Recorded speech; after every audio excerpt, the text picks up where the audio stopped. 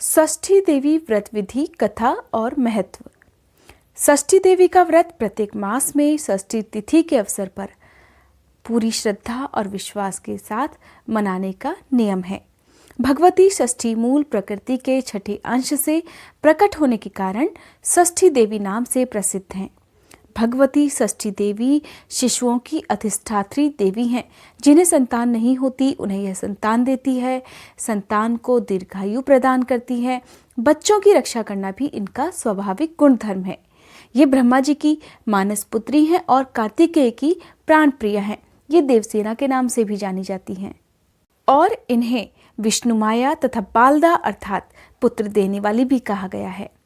दोस्तों, भगवती षष्ठी देवी अपने योग के प्रभाव से शिशुओं के पास सदा वृद्ध माता के रूप में अप्रत्यक्ष रूप से विद्यमान रहती हैं। यह उनकी रक्षा करने के साथ साथ उनका भरण पोषण भी करती हैं।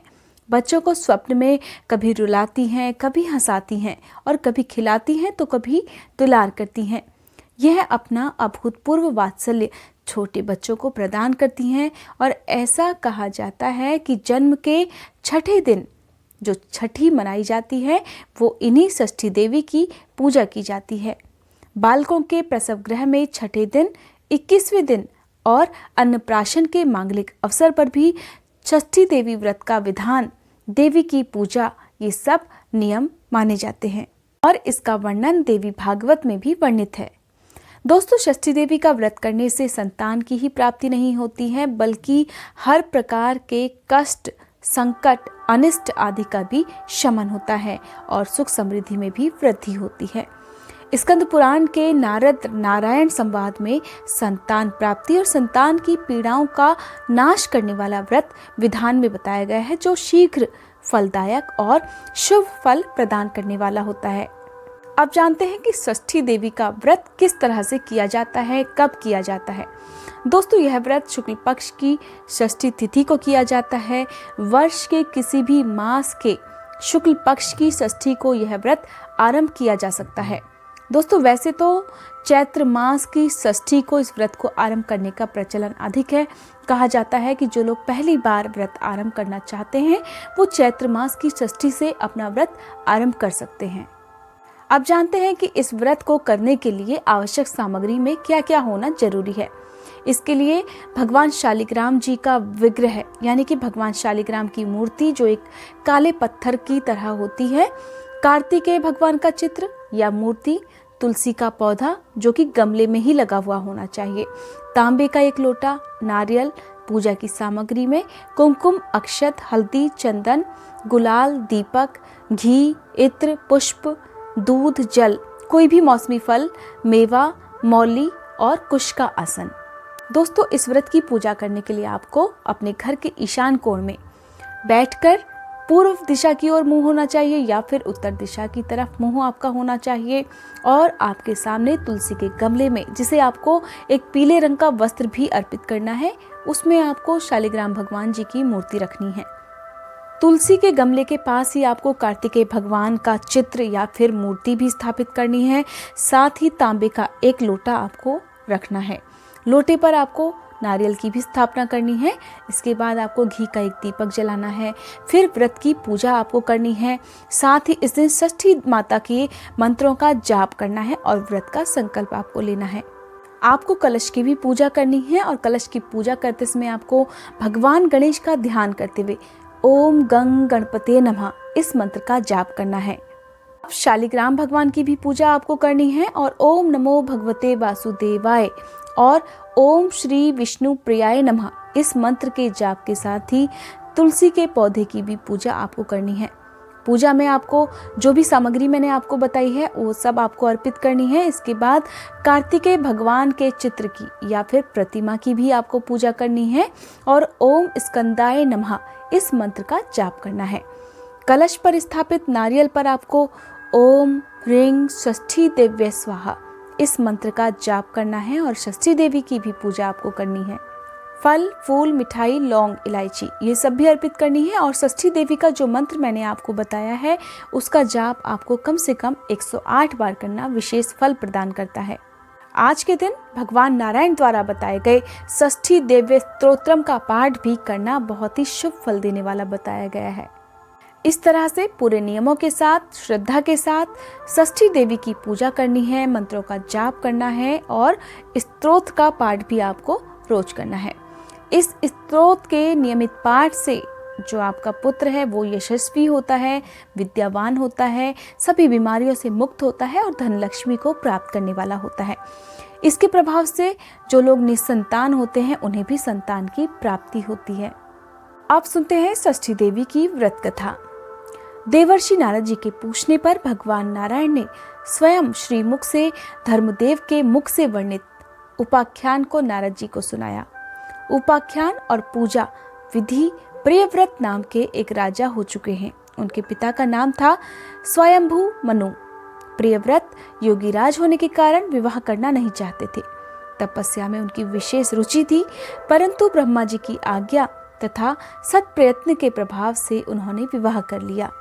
हे मुने, विवाह के बाद बहुत समय तक उन्हें कोई संतान प्राप्त नहीं हो सकी। तब कश्यप जी ने उनसे पुत्रेष्टि यज्ञ कराया। राजा की प्रेयसी भार्या का नाम मालिनी था। तब मुनि ने उन्हें चरु प्रदान किया। चरु भक्षण करने के पश्चात रानी मालिनी गर्भवती हो गई। तत्पश्चात स्वर्ण के समान प्रतिभा वाले एक कुमार की उत्पत्ति हुई, परंतु संपूर्ण अंगों से संपन्न वह कुमार मरा हुआ था। उसकी आंखें उलट चुकी थी। उसे देखकर समस्त नारियां तथा बांधवों की स्त्रियां भी रो पड़ी। पुत्र के असहाय शोक के कारण मां को मूर्छा आ गई। हे मुने, राजा प्रियव्रत उस मृत बालक को लेकर शमशान में गए। उस एकांत भूमि में पुत्र को छाती से चिपकाकर आंखों से आंसुओं की धारा बहाने लगे। इतने में उन्हें वहां एक दिव्य विमान दिखाई पड़ा। शुद्ध स्फटिक मणि के समान चमकने वाला वह विमान अमूल्य रत्नों से बना था। तेज से जगमगाते हुए उस विमान की रेशमी वस्त्रों से अनुपम शोभा हो रही थी। अनेक प्रकार के अद्भुत चित्रों से वह विभूषित था और पुष्पों की माला से वह सुसज्जित था। उसी पर बैठी हुई मन को मुग्ध करने वाली एक परम सुंदरी देवी को राजा प्रियव्रत ने देखा। श्वेत चंपा के फूल के समान उनका उज्जवल वर्ण था। सदा सुस्थिर तारुण्य से शोभा पाने वाली वे देवी मुस्कुरा रही थी। उनके मुख पर प्रसन्नता छाई हुई थी। रत्नमय भूषण उनकी छवि बढ़ाए हुए थे। योग शास्त्र में पारंगत वे देवी भक्तों पर अनुग्रह करने के लिए आतुर थी। ऐसा जान पड़ता था मानो वह मूर्तिमय कृपा हो। उन्हें सामने विराजमान देखकर राजा ने बालक को भूमि पर रख दिया और बड़े आदर के साथ उनकी पूजा और स्तुति की। हे नारद, उस समय स्कंद की प्रिया देवी षष्ठी देवी अपने तेज से दैदीप्यमान थी। उनका शांत विग्रह ग्रीष्मकालीन सूर्य के समान चमचमा रहा था। उन्हें प्रसन्न देखकर राजा ने पूछा, सुशोभने, कांते, सुव्रते, वारारोहे, तुम कौन हो?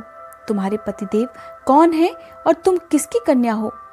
तुम स्त्रियों में धन्यवाद एवं आदर की पात्र हो। हे नारद, जगत को मंगल प्रदान करने में प्रवीण तथा देवताओं के रण में सहायता पहुंचाने वाली वे भगवती देवसेना थी। पूर्व समय में देवता दैत्यों से ग्रस्त हो चुके थे और इन देवी ने स्वयं सेना बनकर देवताओं का पक्ष लेकर युद्ध किया था। इनकी कृपा से देवता विजयी हो गए थे, इसलिए इनका नाम देवसेना पड़ गया। महाराज प्रियव्रत की बात सुनकर वे उनसे कहने लगी, राजन, मैं ब्रह्मा की मानसी कन्या हूँ। जगत पर शासन करने वाली मुझ देवी का नाम देवसेना है और विधाता ने मुझे उत्पन्न करके स्वामी कार्तिकेय को सौंप दिया है। मैं संपूर्ण मातृकाओं में प्रसिद्ध हूँ। स्कंद की पतिव्रता भार्या होने का गौरव मुझे प्राप्त है। भगवती मूल प्रकृति के छठे अंश से प्रकट होने के कारण विश्व में मैं देवी षष्ठी के नाम से प्रसिद्ध हूँ।